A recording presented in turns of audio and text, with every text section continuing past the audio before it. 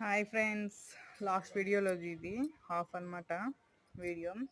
అదే నేను ట్రై చేశాను చెప్పాను కదా, అదిగోండి ఒక చేత్తోనే చూస్తా ట్రై చేశాను. బాగా వచ్చింది. అదిగో సేమ్ కజ్జికాయ ఎలా వస్తుందో అలాగే షేప్ కూడా బాగా వచ్చింది. నాకైతే చేస్తా ఉంటే చాలా ఎక్సైట్మెంట్గా ఉంది. చేశాక తిని చూస్తే సూపర్ ఉన్నాయి. అసలు చాలా అంటే చాలా బాగున్నాయి ఫ్రెండ్స్. మీరు ట్రై చేసి చూడండి. అంటే సింపుల్గా అనమాట.